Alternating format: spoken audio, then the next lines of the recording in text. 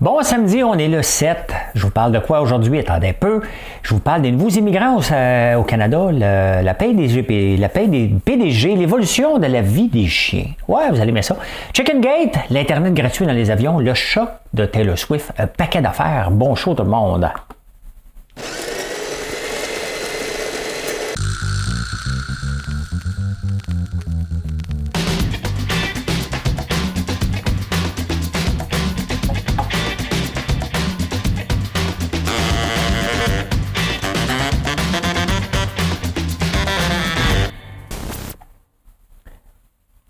On passe ça tout de suite. Mesdames et messieurs de LGBTQI+, voici l'énigme du jour.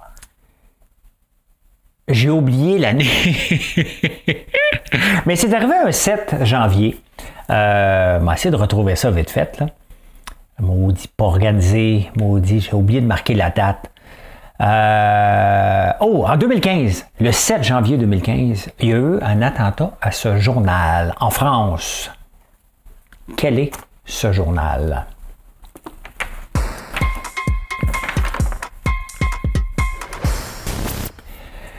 Bien, on parle des immigrants, hein, puis on a peur d'avoir 500 000 personnes qui viennent au Canada par année. Mais regardez combien il y en a justement qui sont rentrés l'année passée. On y va tout de suite voir ça. Regardez. On a eu, regardez ici, exactement, presque 500 000, 431 645 nouvelles personnes qui sont venues au Canada, puis ça n'a pas fait de remous encore. Hein? On a peur des immigrants, puis on en parle tout le temps, il ne faut pas en avoir trop, j'ai pas les chiffres qui sont rentrés au Québec, là, mais vous voyez, c'est 500 000, c'est quand même énorme, mais c'est le chiffre qu'on veut, donc on l'a eu en 2022, à suivre par après. Hey, j'ai écouté. Et vous m'aviez parlé d'Alpha 2. J'avais mélangé ça avec autre chose. J'ai binge-watché ça hier. Là. Alpha 2 sur tout.tv. C'est l'histoire d'un gars de Trois-Rivières qui devient le kingpin du dark web et tout un numéro. Très, très bon. Très, très bon. Bravo à Monique Néron. On fait des beaux shows. L'affaire, c'est que j'essaie de me sauver des shows de tueurs en série puis de criminels, puis ils me rappellent tout le temps. J'ai rien d'un criminel dans la vie. Mais, je m'en prendre un café là-dessus. Mais c'est des shows que j'aime beaucoup. Et là, il y en avait un québécois. Donc, tant mieux. C'est Alpha 2 sur tout.tv. C'est vraiment, vraiment, vraiment, vraiment bon. Un beau documentaire bien fait. Donc, j'écoutais ça. On parle encore de la paye des PDG parce que là, les journaux tombent là-dessus. Oxfam va tomber là-dessus. La différence entre les riches et les pauvres. Oui, il faut faire attention à la différence entre les riches et les pauvres. 100%. Mais là, il faut arrêter. Là. Y a-tu quelqu'un qui a parlé du salaire que Cristiano Ronaldo vient d'avoir pour aller jouer au Qatar? 239 millions, 200 millions d'euros pour 2 ans et demi, 2 ans. On en parle-tu de ça? Non, pourquoi? Parce qu'il attire des foules, parce qu'il va attirer des gens. Là, à un moment donné, le PDG, là, ce qu'on veut lui payer, c'est ce qu'on est prêt à lui payer dans la concurrence actuelle. Le salaire qu'il a n'a pas rapport avec le salaire des gens. OK? C'est pas parce que lui, je trouve ça, il y en a que je trouve vraiment effronté. Là. Le PDG du salaire de Neuville en 2022 n'a pas de bon sens. N'a pas de sens. 170 millions. Il n'y a personne qui vaut ça, mais avec les options, puis ce qu'il a livré, bien, il y a eu ça. Donc, à un moment donné, c'est le conseil d'administration qui décide de donner ça. OK? Maintenant, ça prend des prix. C'est si on est prêt à payer le service qu'il nous offre au bon prix, puis il reste de l'argent, puis c'est pas de l'argent des gouvernements, bien, ils peuvent faire ce qu'ils veulent. Fait, tout simplement. Il faut arrêter d'en revenir encore avec le salaire des PDG, puis pourquoi que en 2 jours, ils vont se payer ça? Bien, c'est parce que, tu sais, à un moment donné, ça n'a pas de sens. C'est bien entendu, là, ça n'implique pas les petites PME comme les miennes. Là, on ne se paye pas ces salaires-là, inquiétez-vous pas. Mes employés ont déjà plus de salaire que moi en 2023. Ben oui, je prends juste l'argent que j'ai besoin. C'est comme ça, une start-up. Quand est-ce que je serai plus une start-up? Je ne le sais pas. Mais je suis encore une start-up pour un petit bout. Là. Mais la beauté, c'est que je viens de commander ma machine pour refaire des canettes, pour remettre de l'azote dans les canettes. J'ai tellement hâte de remettre ça sur le marché. Ça, c'est un méga hit. Puis malheureusement, ben, ça fait 1 an et demi que c'est arrêté. On attendait des subventions. J'ai décidé de ne plus attendre et on avance. Hein? Fait que oui, il faut arrêter. Les athlètes, regardez, là, même le Canadien, là, quand on a donné 10 millions par année à Piquet Souban, on a augmenté les billets. Tant qu'il y a des gens qui vont payer les billets de hockey à des prix de fou, ben ils vont donner le salaire à des prix de fou. Donc, tant qu'on est prêt à acheter les cossins, même chez Dollarama, là, je ne sais pas comment ils gagnent le PDG, mais tant qu'on est prêt à acheter les cossins, ben si on les achète, ben that's it, hein? Donc, voilà. Il faut arrêter avec le salaire des PDG. Ça devient ridicule de comparer ça. C'est une comparaison socialiste de notre monde capitaliste qui n'amène strictement absolument rien de différence. C'est parce que, je reviens encore là-dessus, là, quand même qu'il se payait le salaire qu'il veut, vous allez me dire, oui, mais il devrait payer ses employés plus cher. S'ils payent plus cher, on va avoir une inflation partout parce que, mettons, comme Couche-Tard qui se verserait, j'enlève un chiffre, j'envoie un chiffre hypothétique, là, un salaire de 100 millions par année, mettons, OK?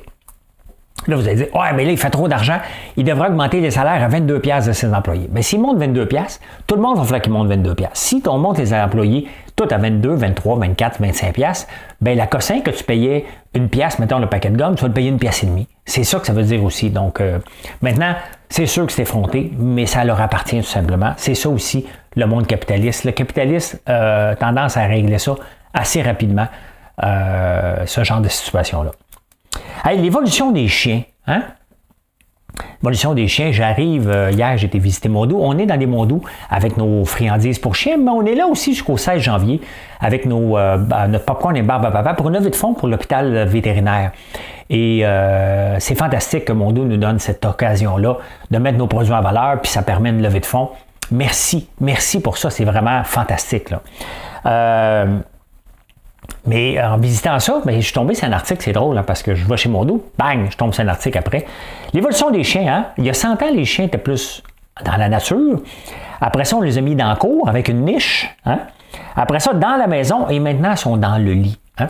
18% des compagnies, l'augmentation des produits pour chiens a augmenté de 18%. C'est énorme, là.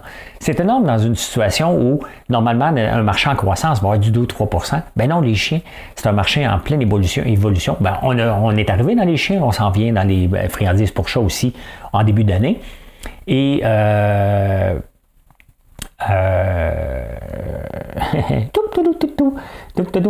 c'est parce qu'il y a des compagnies qui s'adaptent, hein? Comme les bars Cliff, les bars Cliff qu'on voit un peu partout. Là. Bien là, maintenant, ils en font pour les chiens. Donc, tout le monde s'adapte un peu là-dessus. Nous, on a décidé de faire l'érable, de le mettre à l'avant, puis il va y avoir l'érable aussi à l'avant dans le cas des biscuits pour chiens, des friandises pour chats, je veux dire. Donc, nous, c'est l'érable qu'on met de l'avant. Bien, il y a d'autres qui mettent leurs produits, puis ils en font des dérivés pour les chiens aussi. Donc, c'est un marché en pleine croissance.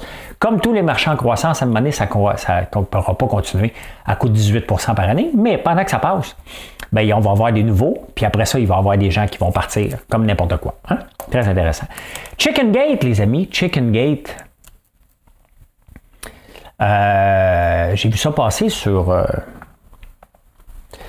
le prix de 6 poitrines de poulet, 37 piastres, 26 piastres le kilo. Hein? Et là, on accuse, là, ici, je vous montre de l'oblase. Et on accuse l'oblase. Ce qu'il faut comprendre, là, c'est que le marché du poulet au Canada est sous gestion de l'offre. Et à un moment donné, quand on voit ce genre de situation-là, et la gestion de l'offre, il va falloir vraiment qu'on se pose des questions. Si vous êtes pour la gestion de l'offre, vous ne pouvez pas être contre l'augmentation. Parce que si il y a des maladies, hein, comme on a eu la grippe aviaire, il y a moins de poulets, bien, c'est ce qui arrive. Hein? On n'a pas assez de gens. Il y a juste des grands producteurs, puis il n'y a pas assez de petits producteurs qui peuvent prendre la relève. En ce moment, personne ne peut prendre la relève. Là. Moi, je ne pourrais pas avoir 100 poulets puis les vendre au Loblaws. Là. Ça ne marche pas comme ça. Donc, c'est acheté seulement pour les quotas, c'est pour ma consommation personnelle. Et tant qu'on va avoir un système de quotas comme ça, vous n'avez rien à dire par rapport à l'augmentation des prix. Parce qu'il va falloir briser les quotas si on veut que nos prix soient moins élevés, qu'il y ait moins de fluctuations comme ça. Parce que quand mettons qu'une ferme de 70 000 poulets qui sont obligés d'abattre tous les poulets parce que c'est la grippe aviaire, bien, c'est 70 000 poulets de moins dans le marché. Si on a plusieurs petites fermes, bien, tout le monde peut se revirer de bord rapidement. On a voulu un système de quotas, on a voulu un système où les fermiers vivent bien. Le problème, c'est qu'ils vivent trop bien en ce moment. Vous allez me dire, ben non, François, t'es capitaliste. Oui, oui, je ne suis pas en train de chialer, mais ils sont capitalistes. Les fermes de poulets, c'est eux qui valent le plus cher.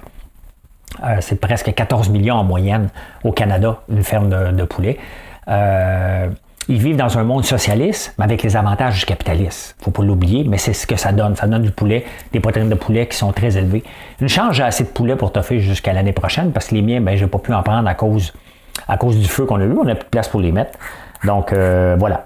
Hein? Donc, un petit chicken gate en début d'année, quand même. Hein? L'Internet gratuit dans les avions. Je viens de prendre l'avion avec Air Canada. Ça fait longtemps que je ne l'avais pas pris. Puis là, bon, on peut avoir de l'Internet maintenant, mais il faut payer. Ça me fait penser au tout début, quand on allait dans les hôtels, il fallait payer pour l'Internet. Hein? Après ça, c'est devenu de plus en plus... ils essaient de te vendre le service au débit. Là. Mais là, à un moment donné, ça va devenir assez naturel qu'on ait l'Internet dans les hôtels. Mais maintenant, on ne paye plus. Là, c'est là. Delta, à partir du 1er février, va offrir l'Internet gratuit. C'est une soucoupe probablement reliée à Starlink. Là, j'imagine que ça fonctionne comme ça. C'est rien de l'offrir à tout le monde. Là. C'est des fois, les entreprises font ça. Donc, c'est assez rapide bientôt qu'on va avoir l'Internet gratuit. Moi, je me connais, je ne paye pas. Là, je ne prends pas l'avion assez souvent pour être obligé de me sentir obligé d'être connecté à l'Internet pendant 4 heures. Là. Mais intéressant. Donc, à partir du 1er février, Delta va le faire. Donc, la plupart des autres entreprises vont sûrement l'offrir aussi rapidement. Puis on est rendu là. Hein? Un vaccin pour les abeilles. Enfin, la fameuse maladie du varroa qui tue les abeilles à chaque année. L'année passée, j'ai tout perdu. J'ai hâte de voir cette année qu'est-ce qui va me rester. Mais là, enfin, il y a un vaccin. Aux États-Unis, je ne sais pas si j'imagine qu'on va l'avoir aussi au Canada. Mais enfin, il y a un vaccin disponible pour contrôler la mort des abeilles. Donc, c'est une maudite bonne nouvelle. Très bonne nouvelle. Au Québec.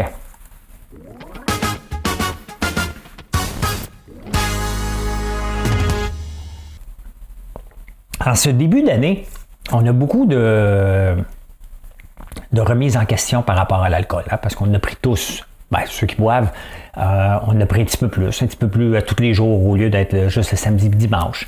Peut-être un 3/4 de bouteille au lieu d'une demi-bouteille. Et ça nous remet en question, est-ce qu'on en a vraiment besoin? Hein? Je me pose la question, moi aussi, à chaque année. Des fois, le plus longtemps que je n'ai pas pris d'alcool, c'est pendant 3 mois. Ce n'est pas une punition, mais quand on va à des places puis on ne prend pas d'alcool, il faut justifier. Donc, ceux qui ne prennent pas d'alcool doivent le justifier constamment. Et ça m'a amené sur Éduc Alcool, hein, qui est financé à même l'argent de la SAQ puis des producteurs. Donc, c'est spécial un peu. Hein? Éduc Alcool, es-tu là pour informer ou se déculpabiliser? Hein? Ça l'amène à la question. Éduc Alcool devrait être là pour dire prenez pas d'alcool.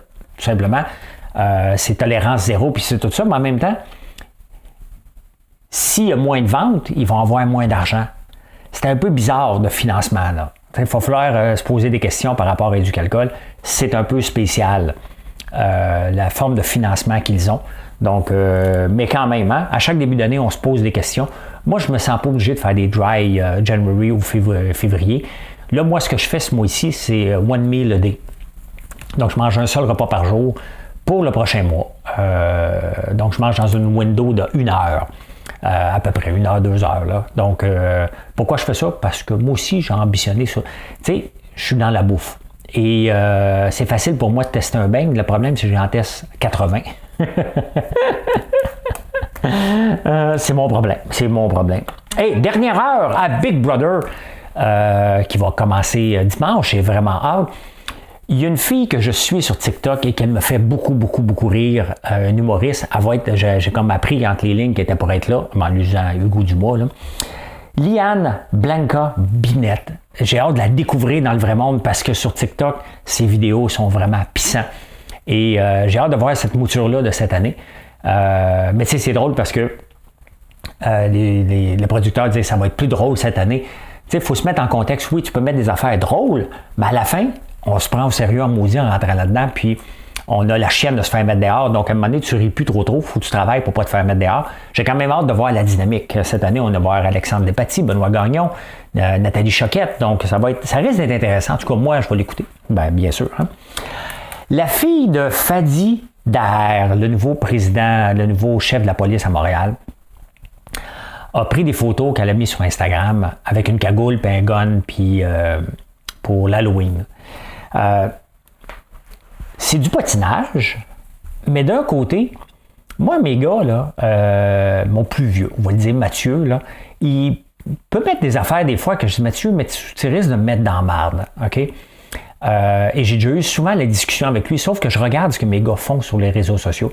Que ça sorte, que la fille de Fadi se mette en bikini avec une cagoule sur la tête, avec un gun, c'est pas la fin du monde. En même temps, c'est pas l'idée du siècle non plus. Là. Entre la fin du monde et l'idée du siècle, il y a un des deux. Et que son père, qui est chef de police, lui dise c'est peut-être pas approprié. Tu sais, ça risque de me mettre un peu dans le trouble. Mais moi, mes gars, je fais ma vigie. OK? Je regarde à tous les jours ce qu'ils mettent sur les réseaux sociaux. C'est simple, Alexis met rien, Mathieu met des affaires. Donc, c'est déjà arrivé que Mathieu, mon gars le plus vieux, mette quelque chose, puis j'ai dit sais-tu quoi? Ça, là, je suis même pas un politicien, puis si les gens voient ça, ils vont faire le lien que je suis ton père, puis ça va être juste du niaisage, du commérage inutile, puis j'ai dit enlève-le.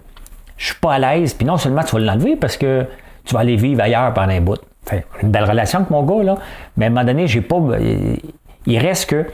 Est-ce qu'ils ont une certaine liberté lorsque leurs parents sont connus? Bien, pas tout à fait.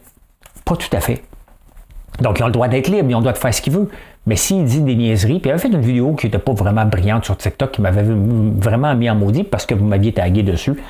Donc, on a une responsabilité comme parents d'éduquer nos enfants, de dire ça se fait pas, parce que ta liberté vient brimer la mienne, tout simplement. C'est ça, être une famille, là. Et il m'a enlevé. On s'était chicané un petit peu, puis il m'avait dit, ben non, c'est pas si pire que ça. Puis un mois après, il m'avait dit, ouais, ça n'avait pas trop de sens, un peu ce que j'avais dit, tu sais. Fait que, il ne perdra pas son poste, là, Fadi Daher, mais quand même, ça amène la notion de les enfants, est-ce qu'ils peuvent faire ce qu'ils veulent lorsqu'un parent avec une job ou étant connu sans être obligé. Tu sais, moi, mettons, mon gars fait une niaiserie, puis vous achetez plus mon popcorn après, ben il y a une responsabilité qui vient avec ça, là, tu sais. Son héritage. C'est une joke, il n'en restera plus. Moi, tout la dépenser. Tout la dépenser à me demander cet argent-là, s'il m'en reste. Êtes-vous tombé sur la tête? Hey, c'est en prenant votre café, faites-moi prendre un café. Avez-vous goûté à nos cafés? Ben oui, on a le corset, puis là, je prends le corset. Donc, il s'appelle le Startup. Le lien va être là ou là. Je suis tout le temps mêlé. Hein? Les clauses de non-concurrence, avez-vous déjà signé? Est-ce que vous avez une clause de non-concurrence? Si moi, j'ai jamais cru ça. On m'a déjà fait faire signer une. À un moment donné, je travaillais pour Prima Télématique avec François Rainville, qui est devenu Bell Helix à un moment donné, qui a été acheté par Bell. Et quand j'ai venu pour quitter, j'avais travaillé là 6 mois, je n'avais pas aimé, fait que je suis venu pour quitter. Il me dit ah non, c'est une clause de non-concurrence. Puis je regardais, pas le droit de travailler en Corée, pas le droit de travailler là, pas le droit de travailler là. Fait que j'ai dit, tu sais quoi? J'ai juste travaillé 6 mois ici, je suis venu avec un brain, tu m'as payé mon salaire en conséquence parce que j'avais un cerveau. Et je continue à avoir un cerveau. Ce que j'ai appris pendant 6 mois ici ne valait pas de clause de non-concurrence. Et en Californie, c'est interdit. Hein, parce que les entreprises se disent, mais écoute, je dois retenir mes clients. Mais c'est pas en mettant une clause de non-concurrence qu'on aide les employés. Mais là, Washington, aux États-Unis, veut... je regarde parce qu'il y a une écureuil, ceux qui s'intéressent, il y a une écureuil qui me passe d'en face depuis tantôt, pas dans la maison. Donc, les clauses de non-concurrence, on parle de les enlever, puis on est rendu là. Si les employés veulent augmenter leur salaire, bien, tout simplement, enlève la clause de non-concurrence, puis c'est la job des employeurs de garder. Maintenant, enlever une clause de non-concurrence, ça ne veut pas dire que tu peux prendre ce que tu fais, le secret de l'entreprise, et aller le donner à une autre entreprise. Là. Il y a une différence, là. Mais d'avoir des clauses de non-concurrence, ça doit être enlevé partout. Vous n'en verrez jamais chez moi. De ça, j'ai jamais cru à ça, puis je crois pas aux entreprises qui font ça, de retenir, puis dire tu pourras pas aller travailler là-bas. La seule différence, c'est que tu peux pas amener tes secrets. Hein? Mais ce que tu apprends, ça reste à toi. Tu en donnes à l'entreprise, ben l'entreprise n'a pas le droit de te le prendre en partant. Tu peux pas t'enlever ta matière grise, donc voilà. Hein? 18% des employés aux États-Unis ont une clause de non-concurrence. Ici au Canada, je ne sais pas c'est quoi le lien, mais voilà. Hein? En finance!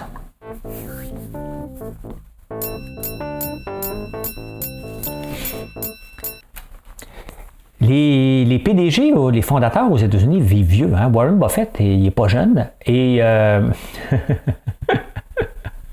le fondateur d'Home Depot qui n'a pas été de main morte. Hein? Il dit qu'il est très inquiet par rapport il y a 93 ans. Il a fondé Home Depot en 1978. Hein? Et il dit, je suis inquiet par le capitalisme. Le capitalisme, c'est la base même de Home Depot. Hein? Des millions de personnes viennent pour économiser et le succès engendre le succès. C'est ce qu'il dit.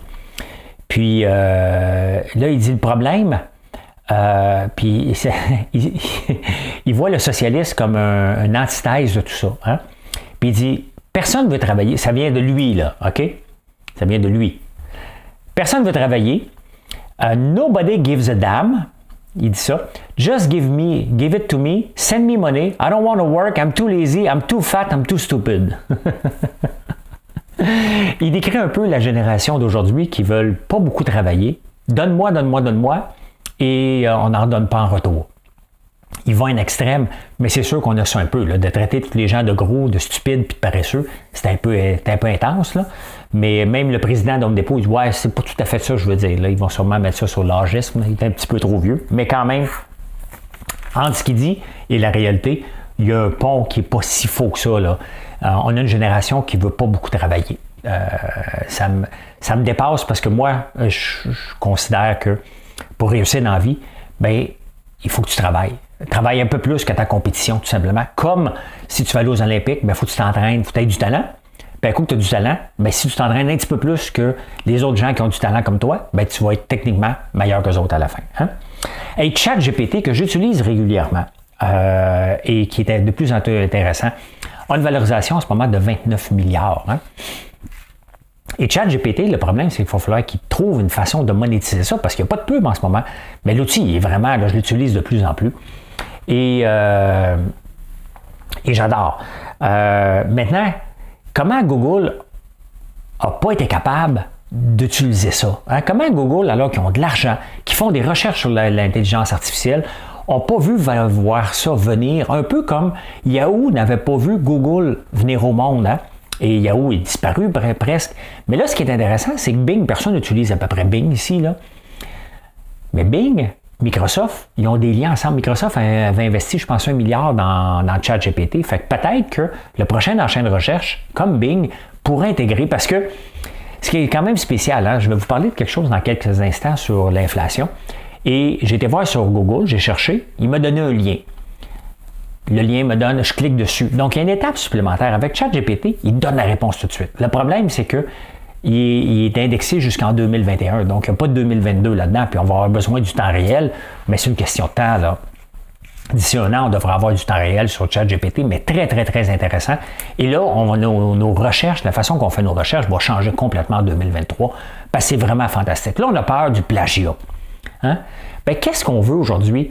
Est-ce qu'on... Même aujourd'hui, pourquoi que les technologies avancent plus vite? Parce qu'on va chercher sur le web ce qui existe et on l'améliore. Ce n'est pas du plagiat, c'est d'améliorer. Puis de toute façon, pour les plagiats du devoir, les devoirs, ça ne sert à rien. Il faut aussi bien arrêter. Hein? La mise en marché des maisons, ben, c'est 39 % quand même.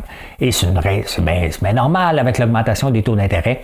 Donc, c'est certain que la première chose que tu n'achètes pas de nouvelle auto et tu n'achètes pas de maison. C'est les deux biens de consommation en compense des investissements qu'on ne fait pas lors d'une augmentation des taux d'intérêt. La beauté, c'est que là, les taux d'intérêt commencent à se stabiliser. Tellement se stabiliser que l'inflation, dans les 5 derniers mois aux États-Unis, parce qu'il y a deux façons de calculer l'inflation, je ne le savais pas. Je ne le savais pas. Attendez un peu. Donc, il y a ça ici. Attendez un peu. PCE et CPI, il y a la différence. Je vous emmène, on va regarder ça ensemble. J'ai demandé à ChatGPT justement la PCE, parce que selon le PCE, indice de prix à la consommation, le CPI, indice de prix à la consommation, c'est pareil, là, sont deux indicateurs économiques qui mesurent l'inflation à un moment donné. La PCE est utilisée aux États-Unis et mesure l'inflation des dépenses de consommation des ménages. Il est calculé par le Bureau d'économique analysiste du département du commerce. Le CPI, quant à lui, est utilisé dans de nombreux pays à travers le monde et mesure l'inflation des prix à la consommation. Donc, un mesure l'inflation des prix, l'autre des dépenses. Bien, selon la PCE, le taux d'inflation des 7 premiers mois était de 10,6 % et des 5 derniers mois était de 2,5 %, ce qui donne à peu près un 6,6 %. Hein? Donc, techniquement, l'impact des taux de l'augmentation des taux d'intérêt, si on regarde sur une base mensuelle, ben, il est sous contrôle. À 2,5, c'est à peu près ça qui est la moyenne. Là. Maintenant, on va voir à long terme qu'est-ce qu'il y en est, mais c'est à peu près ça. C'est assez rare qu'on descende en bas de 2 %. Donc, c'est intéressant de voir que oui, ça marche. Donc, ça veut dire que au point de vue continuer à augmenter les taux d'intérêt, on peut voir qu'on peut avoir une pause par rapport à ça. Et je ne dis pas que ça va arriver, mais on voit que l'impact d'avoir augmenté de 1600 % les taux d'intérêt ben, donne ce résultat-là. Bed Bath & Beyond. Moi, il y a quelques entreprises que je regarde parce que je joue dans les mêmes plates-bandes un peu. Bed Bath & Beyond pour les bougies, bien entendu, les brumes d'ambiance, les crèmes. Donc, mais j'ai été voir au Mexique et c'est quétaine. C'est trop de flashé, c'est trop de couleurs, ça fait pas chic, ça fait cheap, tout simplement. De l'autre côté, je regarde aussi Joe Malone, qui, lui, c'est à l'extrême. Ça n'a pas de bon sens. Moi, je me situe entre les deux. Je me situe dans la qualité de Joe Malone, je ne suis même pas gêné de le dire, mais à des prix abordables. Et mais là, Bed Bath & Beyond, ça fait 10 ans, un peu comme le château, qui perdent de l'argent. Donc là, ils vont probablement non seulement déclarer faillite, mais disparaître tout simplement. Hein? À un moment donné, c'est beau essayer de se battre, mais ça fait longtemps qu'on en parle, que ça va pas bien. Mais là, ils sont techniquement en faillite, là, à suivre. Insolite.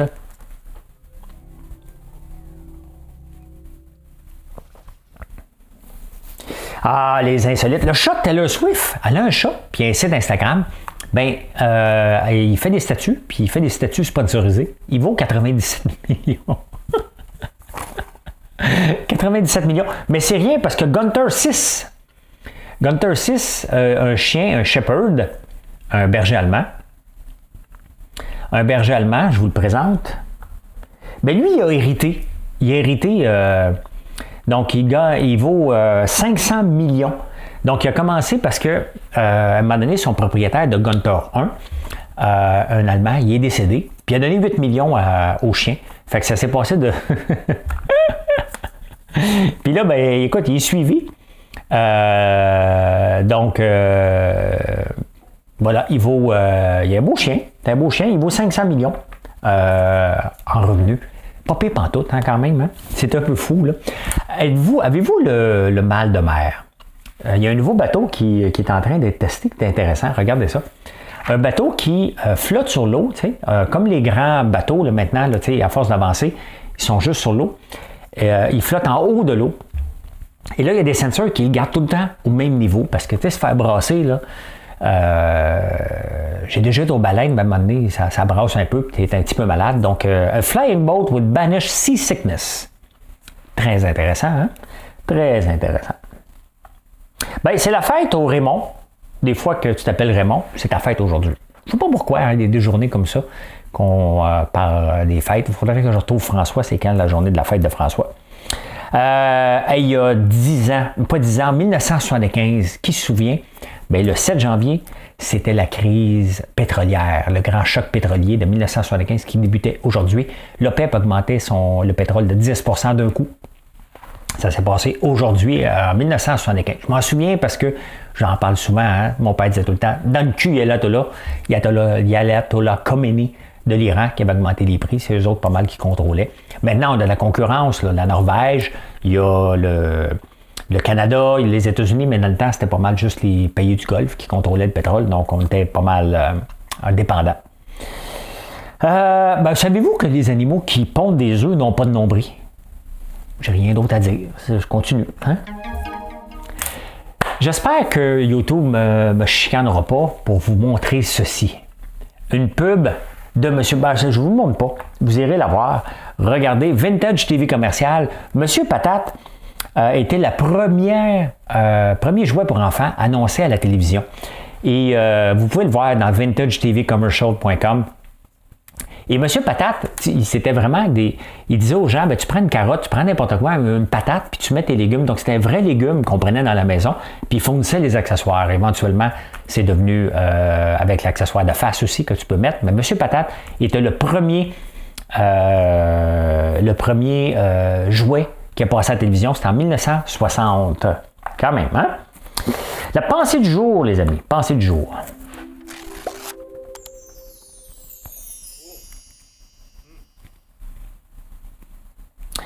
Lorsque vous vous trouvez entouré de personnes sensées, enthousiastes à propos de votre projet, de votre idée, hein, de votre solution, ben vous trouvez que vous êtes plus fou. Tu sais, à un moment donné, on passe pour des fous, puis ça ne marchera pas. Faire la barbe à papa, c'est pas une business. Puis là, à un moment donné, les gens sont enthousiastes. Il y en a de plus en plus. Et bien, c'est ça. Hein? Donc, lorsque vous en trouvez de plus en plus, qui à un moment donné, trouvent ton idée, qui trouvaient Fafalo au début, puis à un moment donné, ils trouvent ça que c'est pas si fou que ça, cette idée-là, bien, vous tenez une idée. La barbe à papa, puis les autres produits qu'on fait de l'érable, en est une. La barbe à papa, c'est notre produit fort, qui est de plus en plus partout à travers le monde. Puis merci pour ça.